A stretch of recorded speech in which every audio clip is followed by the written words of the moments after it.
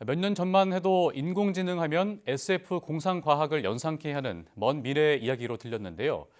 이제는 식당이나 도서관, 공공기관에서도 인공지능 로봇을 쉽게 볼 수 있을 정도로 우리 삶 깊숙이 들어와 있습니다. 나날이 발전하는 기술력만큼 최근에는 딥시크 AI 보안성 이슈 등 문제점 역시 커지고 있는데요. 오늘 투데이인에서는 AI 관련 책을 내신 김경진 전 국회의원 모시고 자세히 이야기 나눠보도록 하겠습니다. 안녕하십니까? 네, 안녕하세요. 예. 먼저 지난해 말에 인공지능 관련 책을 집필하셨죠. 예, 그렇습니다. 제목이 AI 생활 매 순간이 달라진다인데 어떤 내용인지 간단히 책 소개부터 부탁드립니다. 예, 우리가 이제 AI, 물론 AI도 여러 가지가 있지만 최근에 이제 가장 널리 쓰고 있는 LLM, 그러니까 라지 랭귀지 모델, 예. 이 언어 모델 같은 경우도 실은 이제 대부분 사람들이 이게 업무에만 쓴다. 그다음에 되게 나하고 상관없는 고급 기술이다. 이런 선입견들이 있거든요, 보면. 예. 근데 그게 아니고 그냥 우리 평범한 일상생활에서도 이 LLM 인공지능을 사용할 수 있다. 그리고 그렇게 고급 기술이 아니고 그냥 옆에 친구 두고 있는 것처럼 편안하게 대화 형태로 사용할 수 있다. 그런 내용을 쭉 풀어 쓴 것이 AI 생활 매 순간이 달라진다라는 제목으로 책을 한 권 냈습니다. 예, 그렇군요. 이 챗GPT 같은 생성형 AI를 사용하는 분들이 주변에 많이 보이는데요. 네. 그런가 하면 아직은 좀 AI가 어렵고 낯설게 느껴지시는 분들도 계신 것 같더라고요. 네, 네. 일상 속에서 인공지능은 어떻게 활용을 해야 될까요? 의외로 지금 LLM 사용하시는 분들의 한 20%가 예. 나 외로워 말벗해줘.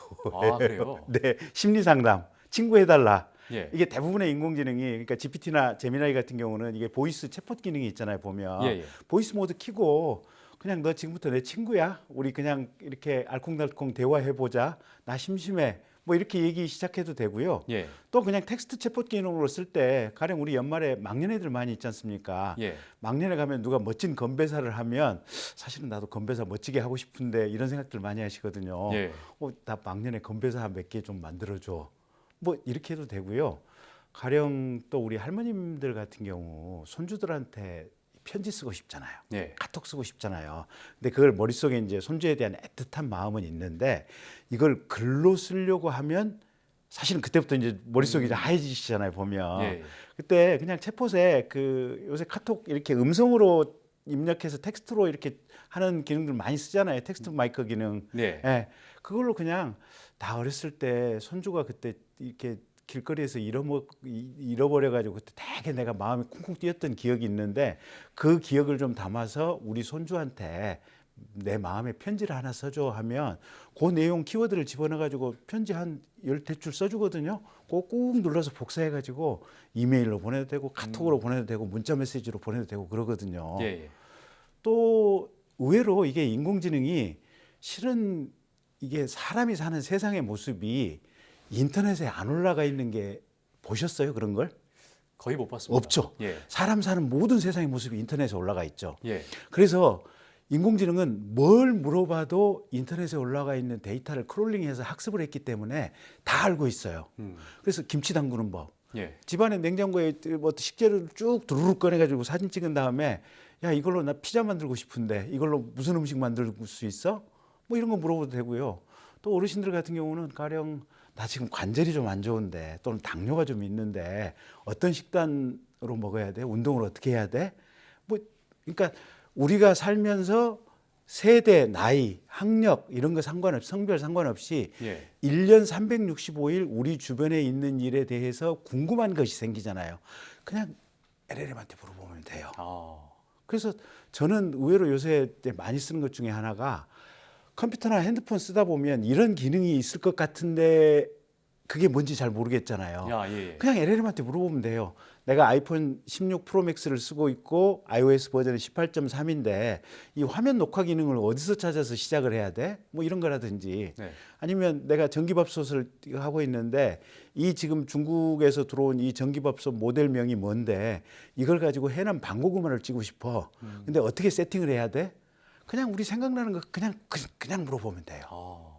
심지어는 저런 것도 돼요. 그 차 운전하고 가다가 예. 왜 저 대시보드에 이 경고등이 들어오잖아요. 당황하잖아요. 그냥 사진 찍어가지고 야, 내 차가 가령 제너시스 뭐 르망 몇 년식인데 한 15만 킬로 뛰었어. 근데 저렇게 경고등이 들어오는데 이 경고등 내용이 뭐야? 그럼 뭐라고 설명을 해주거든요. 그럼 나 즉시 견인해서 가야 돼? 아니면 천천히 뭐 나중에 집에 가서 좀 뭐 이렇게 자동차 공업사 가도 돼? 뭐 이런 것들 다 답이 돼요. 그래서 어떤 상황이든지 간에 이 LLM한테 물어보면 답이 나오기 때문에 그냥 얘 옆에서 매우 똑똑한 조수 집사가 있다라고 생각을 하시면 얘한테 궁금한 거 다 물어보면 돼요. 그러니까 우리 일상의 전반적인 부분에 다 질문을 하면 네. 정보를 얻을 수 있다 이런 말씀이시죠? 예, 그렇습니다. 실제로 뭐 지난달에 설날 인사차 그 인사말을 AI에 물어보신 분들도 많이 계시더라고요. 많아요. 심지어는 요새 그 교회 집사님이나 권사님들이 계시잖아요. 예. 일요일마다 목사님이 이제 대표 기도를 시키시잖아요.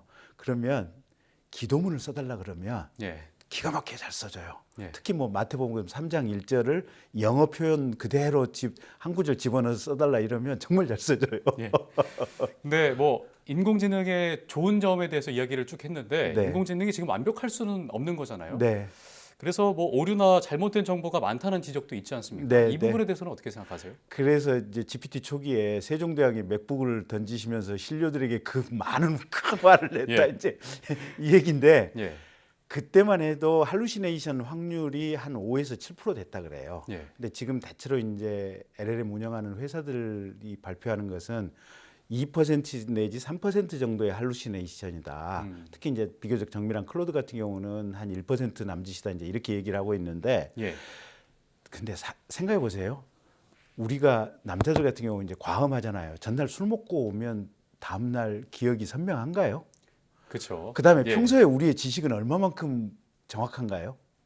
아니에요. 예. 그래서 사람이 가지고 있는 기억의 오류, 판단의 오류보다 제가 볼 때는 LLM이 가지고 있는 기억의 오류, 판단의 오류의 확률이 오히려 훨씬 적어요. 예. 그래서 물론 이제 인공지능은 내가 참고하고 얘한테 정보를 얻는, 그러니까 결정을 위임하는 게 아니잖아요. 예. 정보를 얻는 수단으로만 사용한다고 하는 그 전제 속에서 써야 되는 건 맞지만 예.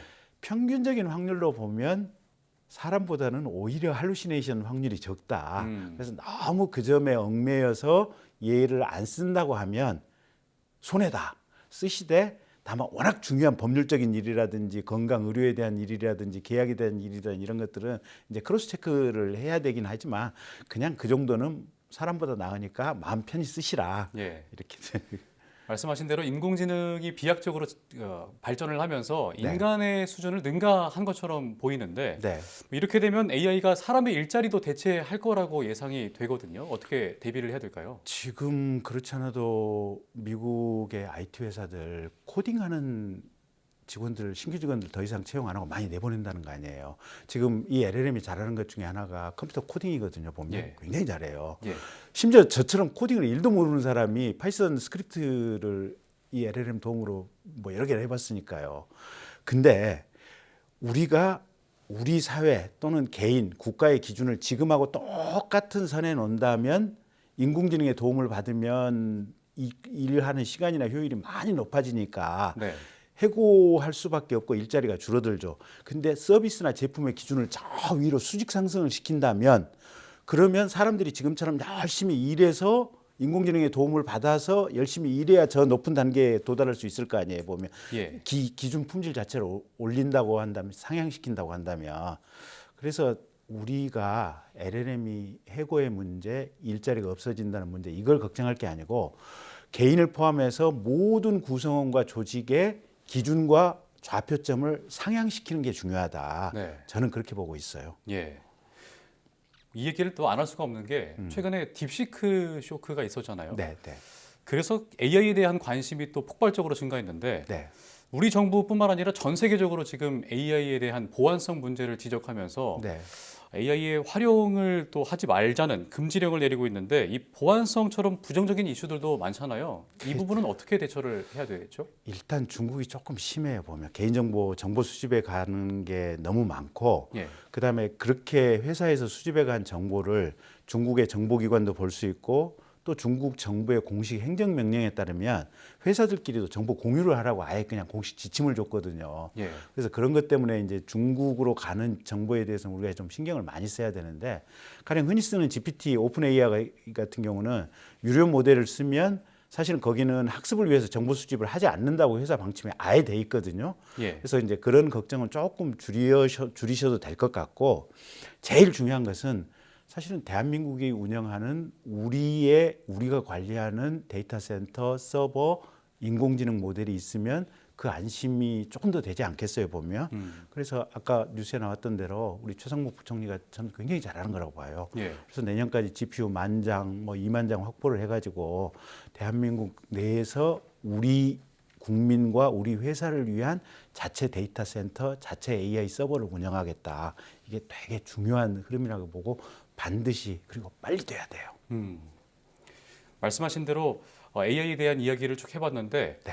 끝으로 오늘 그 AI 생활 매 순간이 달라진다 이 책에 대해서 네. 어떤 분들이 좀 읽으시면 도움이 될지 또 어떻게 활용하면 될지 간단하게만 말씀을 부탁드릴게요. 네, 그냥 모두 나이, 성별, 세대, 학력 다 상관없어요. 다 두루두루 읽으시면 좋고, 예.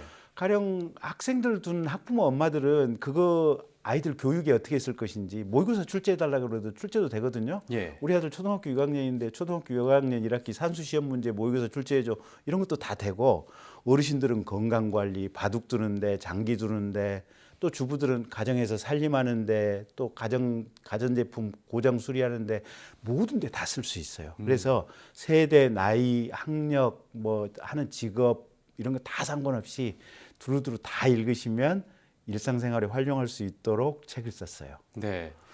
이렇게 책 이야기까지 마무리를 해주셨습니다. 인공지능과 관련해서 전 세계적으로 굉장히 중요한 시기에 놓여 있는 만큼 국가 차원에서 대규모 투자와 또 사회적인 관심도 이어졌으면 좋겠습니다. 오늘 말씀 고맙습니다. 고맙습니다.